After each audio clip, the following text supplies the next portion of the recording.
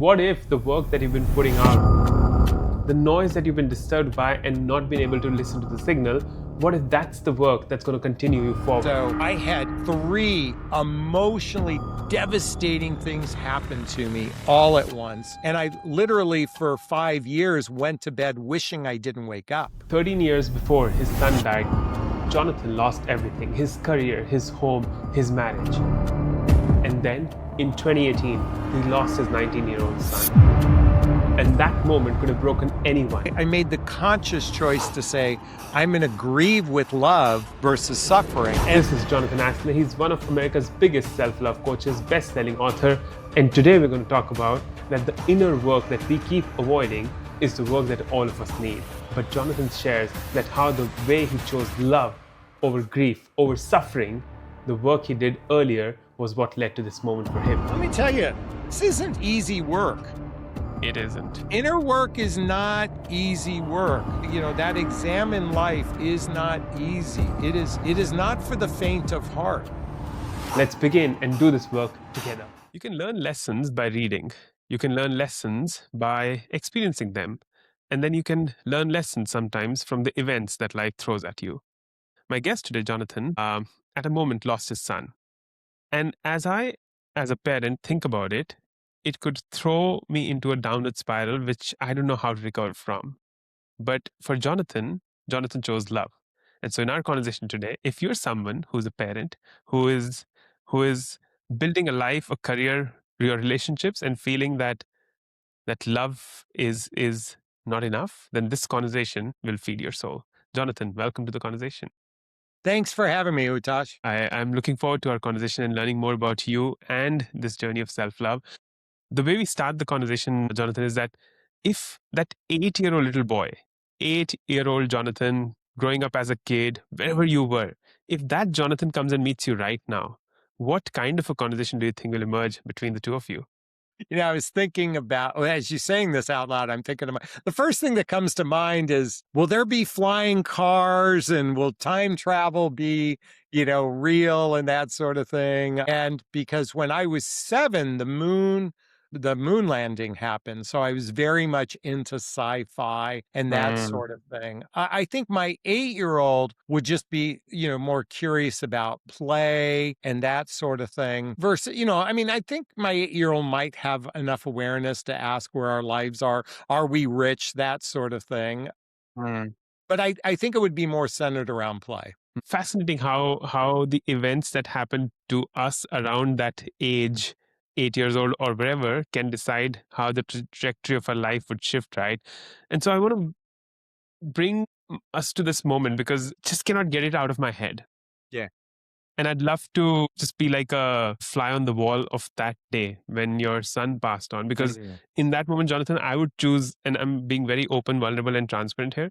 Sure. I think I would choose suffering, and I'd choose pain, and I'd choose tears. Yeah. How did that all happen? And how did then this idea of love fall upon you in that moment? So, well, gosh, this is a great question. So when I got the phone call from my now ex-wife, she was my ex-wife then, that the paramedics were at the house and something was wrong, I think I had an immediate knowing right at that point that this was not, he probably already had passed. And the reason why I say that is that, and I'm certain now, reflecting back now, I was very much in shock because I remembered being almost robotic for those first, until I drove up to her home. I was very robotic. I took my time getting out of the house, getting in the car, driving. It wasn't this sense of urgency or anything. And I think it's because I think, in retrospect now, intuitively knew he had already passed. But I remember, I was most likely in shock, but I was acting almost robotic, kind of, really with any energy, like screaming, yelling, my emotions were very robotic is what I mean. And so when I got a call like 15 minutes later as I was driving up to her home, he was gone. He was most likely gone beforehand. And that entire day was very surreal, very like when you're in shock, at least at that moment for both her and I, there was almost no emotions. There was no ecstatic crying, or when I say ecstatic, excuse me, erratic or anything like that. It was just more surreal. And then what happened the next day, what was interesting is my best friend came over to my house and he was so distraught, and I end up having to console him more than the other way around. And I'm only laughing is that he made a comment about it, is that I think my heart knew that, not that this was inevitable or anything, but I'd been actually reading the Course in Miracles for about 5 months prior to that. Literally weeks before his passing is the section about death. Or, I think I just went immediately to some degree, he's in a better place, that sort of thing, to this is the natural evolution of life. And I've reflected upon this, gosh, excuse me, that I wondered if I'd been spiritually bypassing myself. I really sat with that. This is months, if not years later, because in the Course of Miracles, the miracle is choosing love. Like, that's the miracle. Where and how can we always come from a place of love? That's the way I interpret the Course in Miracles. And I asked myself, how can I just come from a place of love, whatever that meant? And I believe it was birthed because I'd been really doing a deep dive in the Course in Miracles. You spoke about death being the natural evolution of life, and we all know this truth, Jonathan. But it still seems to me, and help me understand more, is that we're still so far away from this truth, because when death happens, we take it as a surprise, as a shock. We don't give enough validation to death, and I think it can be an empowering. It's not a morbid conversation, but it can be an empowering conversation to think about death. So what's interesting is, well, since his passing, I've done a deep dive into what it means to die from a spiritual perspective. And I've done a number of psychedelic journeys, quite a few, where I've even connected with my son in the astral plane, and that, that whatever however one views the afterlife, if you will, I know for a fact I've connected with him. And one of the things that's been the driving force for me is I know in his heart of hearts, he wouldn't want any one of us in his family or friends to suffer by his passing. Like, in some ways, I choose to honor him by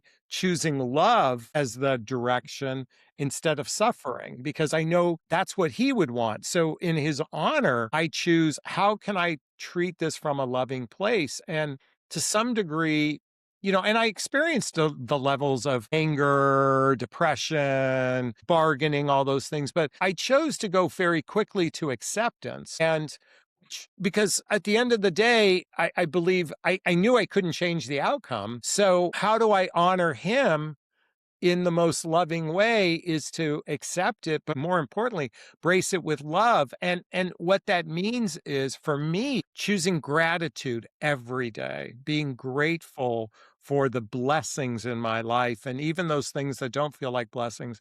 That's like it's like, now, if it's a tenet in my life, is to how, it's how to come from love, how to be more appreciative, how to be more compassionate. It's fueled my own journey of love to self-love. In fact, behind me is a book that I wrote called What the Heck is Self-Love Anyway? A journey of personal development, self-help, and spiritual work that was birthed after his passing. And I know the word, like, I'm saying the word love, and it's almost nebulous in some sense, because it's hard to put our fingers on love to some degree. But I think of all those juicy other words like gratitude, compassion, empathy, less judgment, less comparisons, less noise. Like what happens on social media is a lot of noise. And I think of all of those things as an opportunity to love myself and others. Like, one of my fundamental affirmations is loving myself and everybody else to the best that I can do that. And that was all birthed from this tragic moment. As I'm listening to you, for those whose brains have either been born wired or rewired because of things that they've exposed themselves to, it's it's easy for them to go down this path, right? That choose love. It's easy for them to understand that gratitude is a great practice. It's easy for them to understand all that we're speaking about. But for someone who's still not aware of what this path could open up for them, how do they? What would it choose? What would it look like, Jonathan, to choose love on days when you feel like it's impossible for me to choose love? Yeah, that's a great question.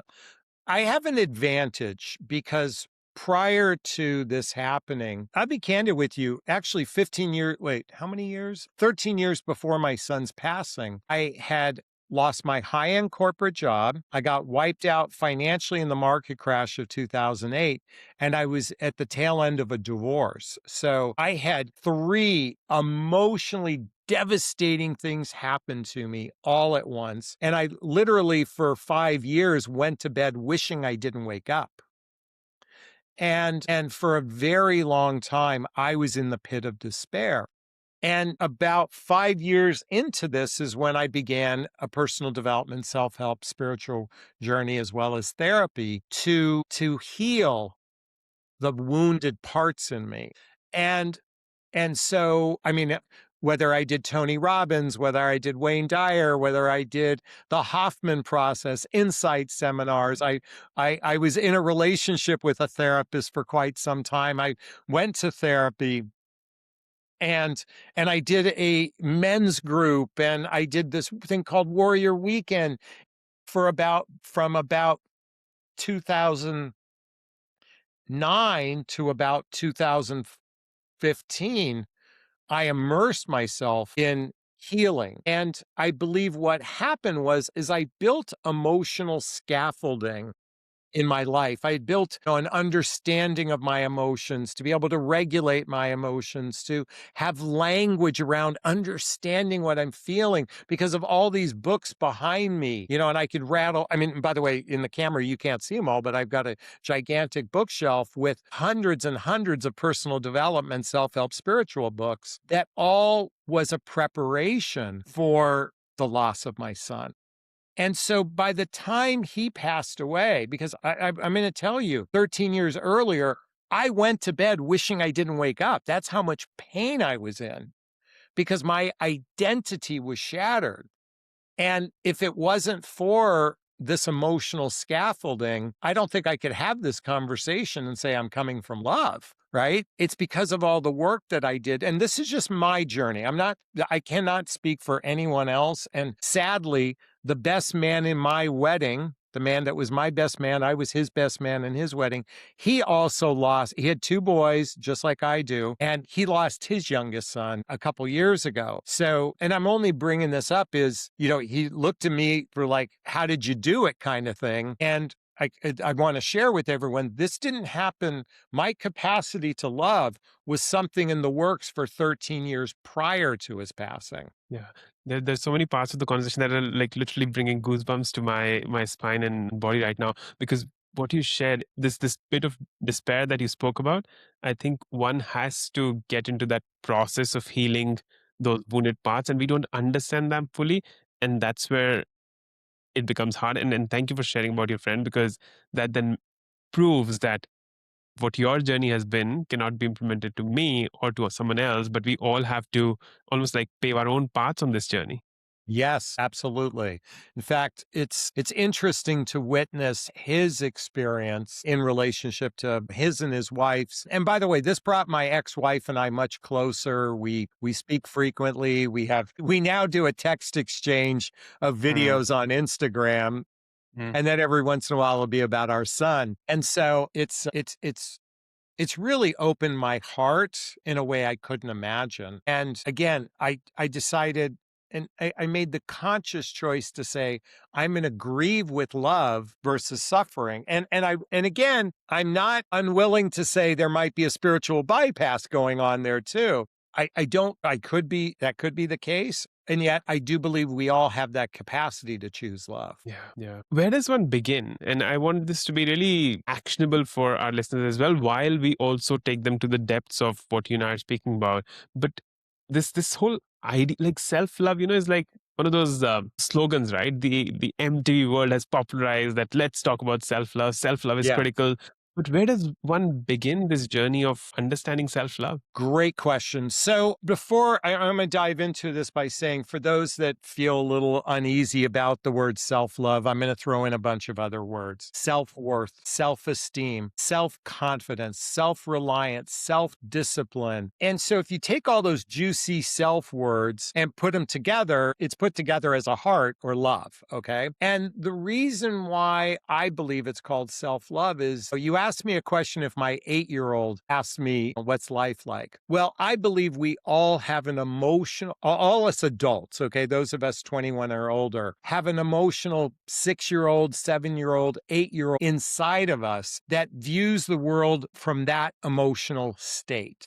And self-love is the capacity to take care of that little 6-year-old inside of us and say, hey, everything's going to be okay. I've got your back. Your big brother, your wise, uncle is got your back. Because on an emotional level, and my belief system, we are swimming in a sea of emotional dysfunctionality for most human beings. They haven't truly cultivated their emotional IQ. Many people have high intellectual quotient, but very poor emotional quotient. And the reason why it's called self-love is because of that emotional 6-year-old inside of us. And it's to nurture and take care of that 6-year-old. That's what that represents, in my viewpoint. And so you ask the question, how do you start? Think choosing to have a self-examined life, and I want everyone to write that down, a self-examined life, particularly in the area of self-awareness. Now, people might go, what is self-awareness? This is Jonathan's verbiage. This is what I've observed as self-awareness. It's the recognition of our fears, our insecurities, our negative patterns, our limiting beliefs, our judgments of others, how our actions affect others, almost as if you are an actor on stage and self-awareness is the audience member watching the actor from that objective place. Now, here in the United States, I can only speak for here, we are swimming in the sea of victim consciousness. It is Mhm. all somebody else's fault, our lot in our life. A self-aware person recognizes that every experience is part of their journey, part of their growth, the good and the bad too. I don't know if in God's eyes there's such a thing as good or bad, right or wrong. I don't know. I'm just saying from that vantage point. But self-awareness is going, wait a minute. What's happened in my life is my doing to some degree, or for the most part, I should say. And I have the power to view it again from a place of victim consciousness or victor consciousness. And so understanding self-awareness, now you can build upon that. Okay, I've got a fear. Okay, I have an insecurity. For example, I'll give you a candid one. I struggle with travel, particularly international travel. I struggle with it. And I've traveled, many parts of the world, but I struggle being in a foreign place. My nervous system goes haywire when Mm. I'm in a foreign place. Now, some people might say, well, Jonathan, that's very common, but I'm aware of it. I'm very aware of it. And I'm not very fun to travel with either. Most of the women in my life go, oh, you're not fun to travel with.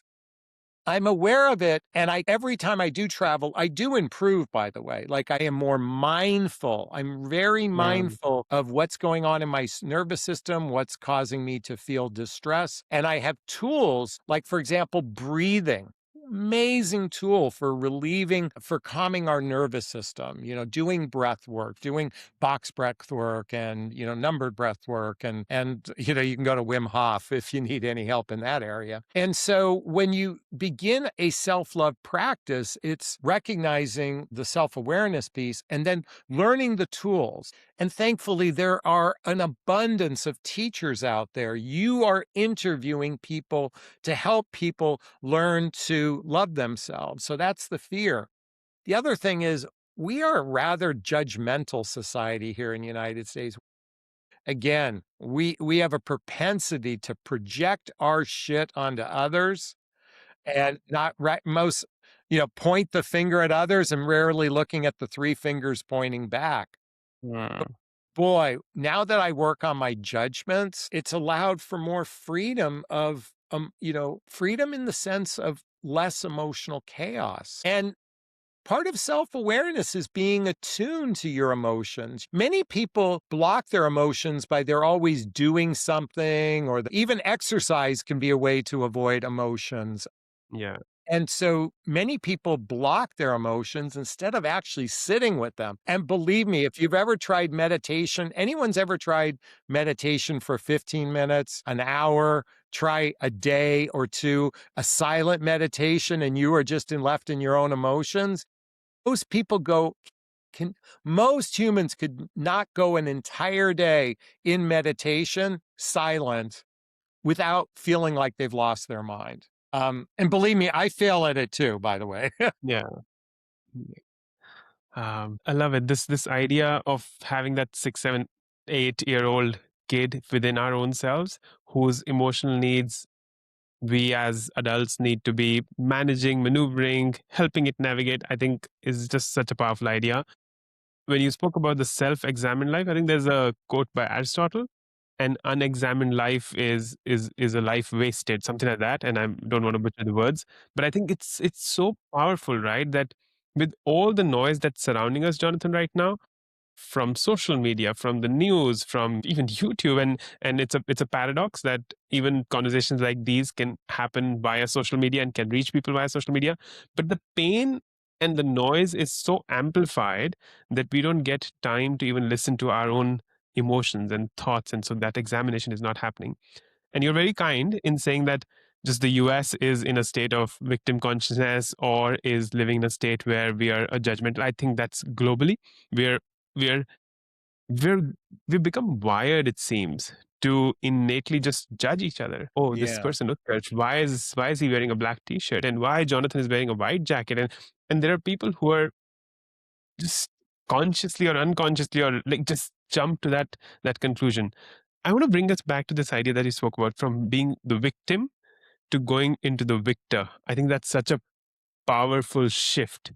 Yeah. How does one's mindset, how does one's language change, Jonathan, when they move from being a victim to a victor? Well, when we come back to victim consciousness, as I said earlier, when you're pointing the finger at someone else, there's three fingers pointing back. And if it's the recognition that maybe whenever I feel wronged or feel hurt or feel mistreated or feel slighted, and turn it inward and go, okay, how did I even possibly contribute to it? And listen, if someone walked up to you right now, punched you in the face, I'd be hard to say, well, I made that happen, so to speak. So I get that. I'm really thinking of it from an emotional point of view versus that physical assault point of view. And so when we examine our life and go, well, maybe I had something to do with it. Maybe I picked that wrong partner in relationship and I took red flags and painted them green, narcissistic behavior or inconsistent behavior, that sort of thing. Being a dating and relationship coach, it tends to center around relationships. Most of my conversations is that I contributed to that. And by taking ownership, that's victor, Mm, versus victim. mm, Victor consciousness is taking ownership. And when we can take on, and by the way, here's the thing, even, bad people, I believe most people just inherently are pretty good per se. I think most humans have good intentions for the most part. Sure, they've done, and I'm not getting into the evil of the world or that sort of thing. I'm talking general variety, day to day interactions with people. Unconscious selfish behavior, usually if you go to the root of their life, they had a horrific childhood, they've experienced abuse, they've been physically abused, emotionally abused, and abuse could be as simple as your parents saying no to you 1,000 times is even a form of abuse. But and again, I'm not talking just heinous, but even garden variety, trauma that happens to a little boy and girl usually affects their life as an adult. And again, I'm not giving a pass to bad behavior. I am not saying that. But when we come from an eyes of love, we recognize that most humans that do hurt people, usually these are very hurt people. And so I've come to look at it from a place of compassion. Now, does that mean I'm not going to get outraged if, God forbid, something happened to a person I love? Yes, that's a natural reaction. I believe I would do my best to come back to love, mainly because the other energy, hate, makes people old, you know? I Mm, mean, it creates wrinkles in the face, so to speak. I prefer look at I'd rather have indifference than hate. mm.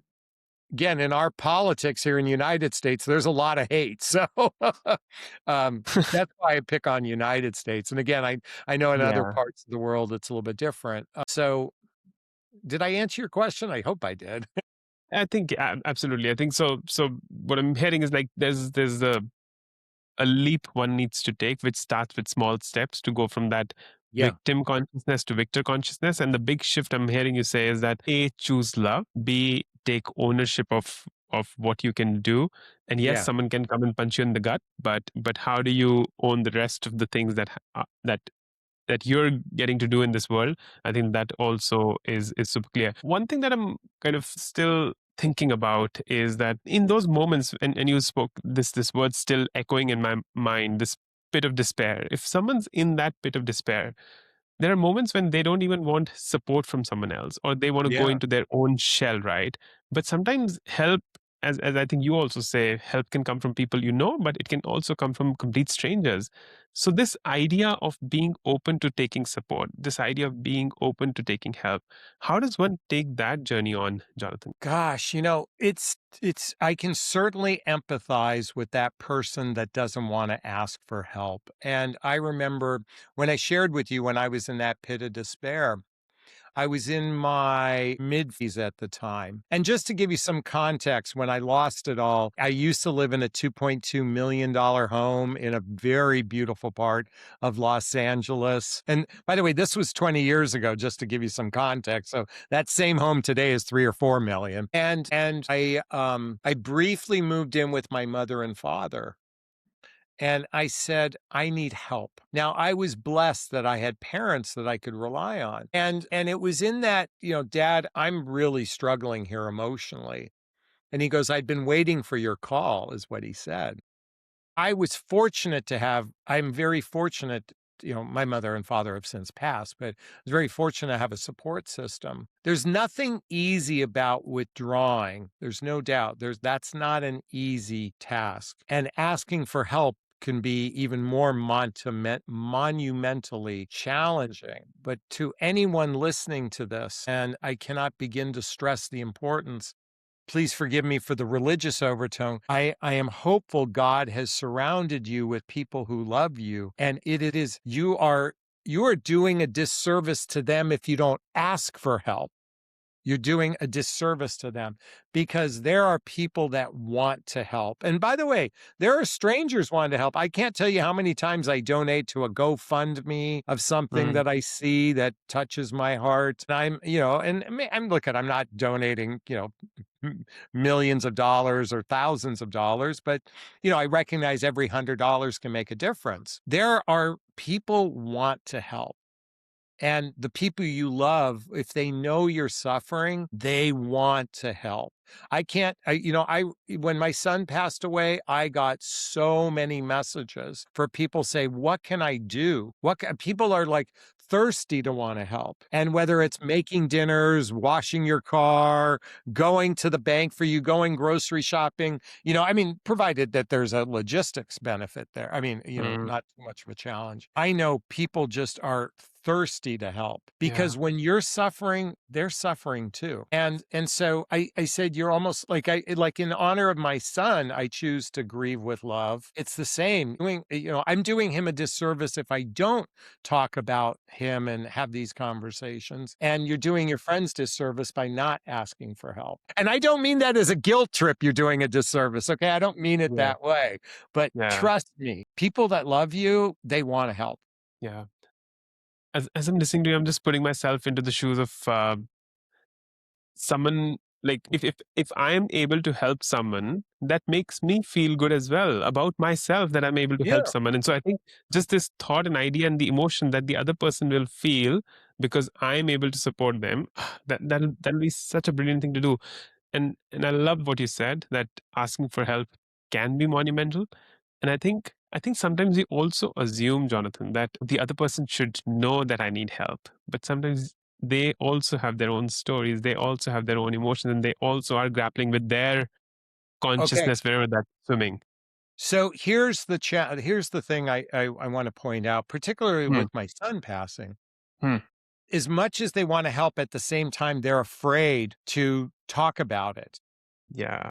because they're afraid that it's going to fester the wound for you. That's Yeah. the usually the fear is I don't want to make this worse for you. And I know I'll be candid with you. I was very perturbed when people would say I'm sorry. Because to me I'm sorry is I stepped on your foot. I'm Hmm. sorry, okay? Losing your child, you didn't do anything wrong, okay? And I'll never forget, it was one of my oldest, dearest friends. It was like, months later. I hadn't seen him since the funeral. And I saw him and he came up to me and he goes, "You are in my prayers every day." And, he said, "No, there are no words. You are in my prayers every day." And why I appreciated that, because there are no words. Saying sorry is not going to make me feel better, but acknowledging there's no words is at least neutral enough. I mean, it's not going to activate me. I know what you mean. And you're in my prayers is like a way of saying, I'm taking a little bit of this burden on for you.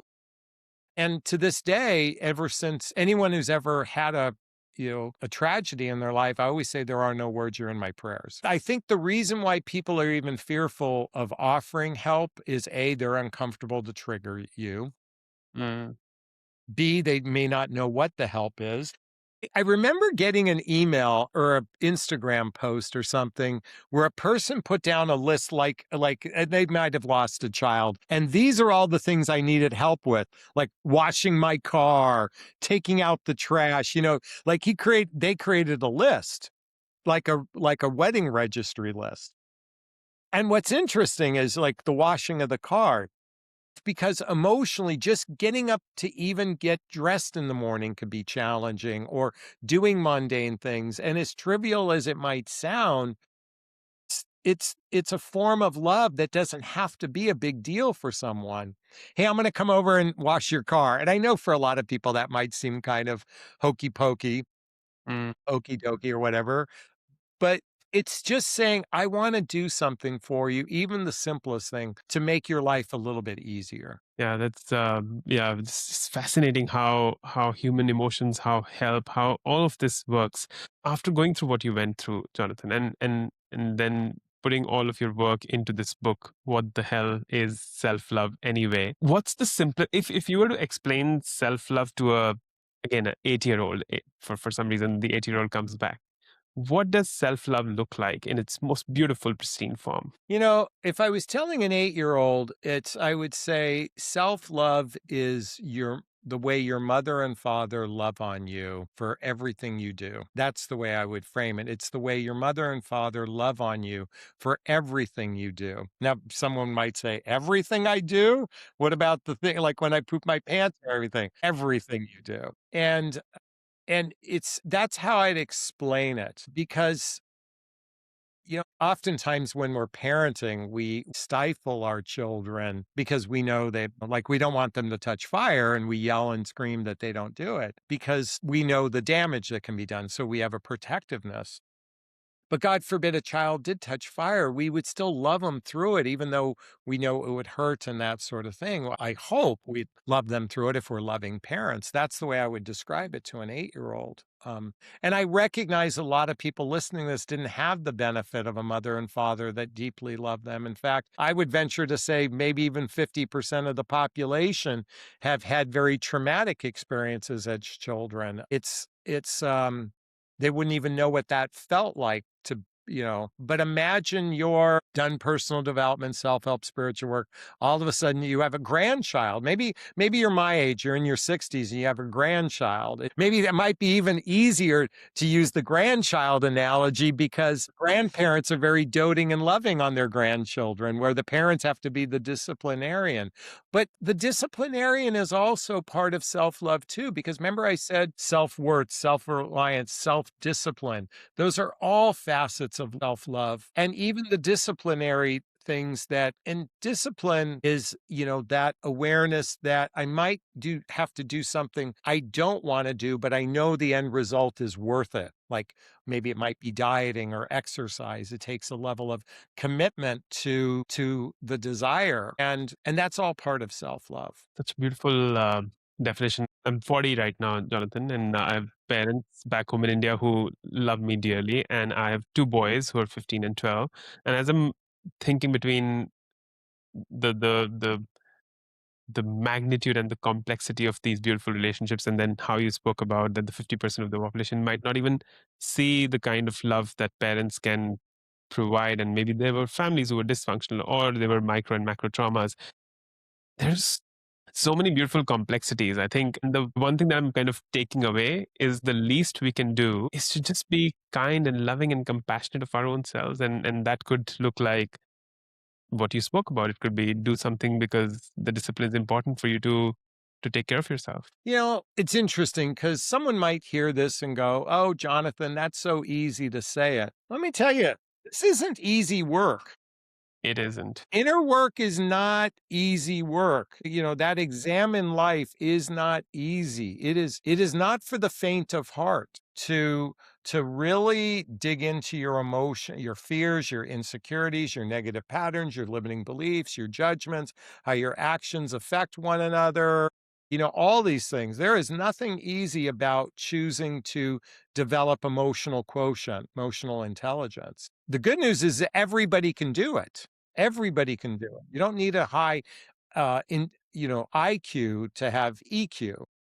Mm, And it requires a willingness. You have to be willing to invest in yourself. The reason why I kind of am a little negative on United States is we can be a rather superficial country, particularly with the belief that, the better clothes that I have, the better jewelry, the better car, our worth is tied up in a lot of material things in here, particularly superficial beauty as well. And so I only point this out is, the person who died with all the money in the bank didn't go, "I wished I had more things in the bank," kind of thing. But what I believe most people wish that they loved more.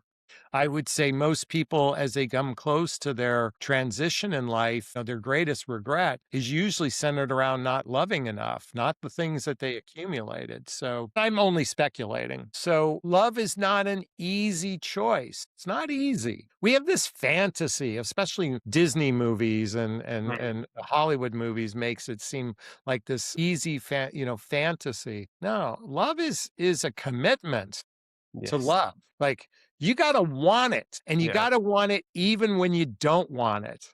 Like you got to want it for yourself even if you don't want it. You got to want it for others even if you don't feel like you want to. Like and I always think of Jesus, whatever perception, an individual has, that's the person I look at. I'm assuming he walked around going, "What would love do?" Like that was what his t-shirt said. What would love do? And Mm, my podcast, by the way, my podcast is called the What Would Love Do podcast. mm, It's like, what would love do in this circumstance? Even the worst thing. And that's the invitation. It's to ask, exactly. what would love do? Amazing.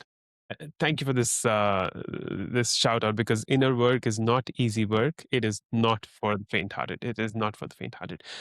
As we come to the closure, Jonathan, if now we go to that 80-year-old Jonathan of a couple of decades from now, and if that 80-year-old comes back to you right now and says, "Here's my advice on how to live the rest of your years on this planet," what would that 80-year-old tell you to do? Well, I'd be grateful to know I made it to 80, so that would be wonderful. I'd like it to be my 84-year-old self. Just add a few more years. Hmm. It's interesting. I'm going to answer that question, but I want to tell you a quick story first, if that's okay. I had this dream just 3 nights ago that I was reincarnated in my 25, in other words, who I am, my life experiences, my knowledge, my wisdom, my confidence, my self-love was now my 25-year-old. And to the extent I would do life differently, not because I want to negate the experiences. I'm grateful for every experience. I wouldn't change it. But imagine being able to live 25 years old at a state of wisdom, at a state of, confidence, because I have way more confidence now than I ever did before. I have way more self love. And I can only imagine how life would be different. But guess what? Life doesn't work that way. The only way you're going to get to where you're at, you got to make a shitload of mistakes. Okay. That's how I got to where I'm at. I went through a lot of trauma. I get that. I'm grateful for that. And I genuinely am. But if my 84-year-old self, if it's okay if I add a few more years, my hope is I'd hear that you've had a relatively pain-free, physically pain-free life to this point. That would be my hope. Okay. And so that's my request of my 84-year-old self if you come visit me. My hope is that I hear him say, you really loved as much as you could. And most importantly, that you loved yourself. I know that, I am very much a work in progress. Let me just be clear for everyone. I am still scratching the ant's belly on, self-confidence, self-reliance, self-esteem, all those things. I'm in a wonderful, beautiful relationship. She and I live together. I hope he tells me we're married and we are very much still in love the way we are from, these, for the way the last year has been. My hope is he says that. I hope he tells me my son is doing great. My other son, he's doing great. All the people I love are still around. That would be my hope. But I think on an emotional level, but by the way, I want to hear that we didn't destroy ourselves as a world and a society the way it feels like for a lot of people. That the world is a little bit kinder and gentler. That would be nice to hear. But I think from an emotional level, I think he's going to thank me for having the courage to face the tough stuff, because the last 21 years of my life have been, my hope is he says, man, I'm really grateful for doing the hard work up until, your 60s, because it made it so much easier these last 21 years. That's what I'd hope the acknowledgement, man. Like, man, I'm grateful you did the really tough stuff because it made life so much easier the last 20 years. Beautiful. To everyone who's still listening to both of us at about 45 odd minutes in, let's take Jonathan's 84-year-old's advice and thank yourself. Thank your younger self for doing the courageous work at the right time and facing those tough moments at the right time. Yeah. Remember, you have to be willing to invest in yourself because inner work is not easy and it is not for the faint-hearted. Self-love is like what your grandparents would do, what your mom and dad, if you have a beautiful relationship with them, they'll do for you. And what is important is that asking for help is monumental, but sometimes you need to ask for help because the other person also gains through that process. Yeah. You have the choice of moving from the victim consciousness to the victor consciousness. It'll be a journey, but it's a journey worth taking. Self-examined life, that's what we spoke about, because a life that's unexamined, it's not worth living for. Remember that there'll be moments when you'll feel that you're in a pit of despair. In those moments, heal the wounded parts, immerse yourself in the healing, and build yourself an emotional scaffolding. And remember, it all starts with love. Love for self, love for others. And if we go back to meet that 8-year-old Jonathan, he'll talk about play, he'll talk about flying cars, and he'll talk about a future that he did not predict. And if he can, and if you can, choose gratitude every single day. For everyone who wants to get in touch with Jonathan, we'll put all the links in the show notes. But Jonathan, it was such a pleasure to have you here. Thank you for your time today. Likewise. Thank you so much, Utash. Gosh, I really appreciate you.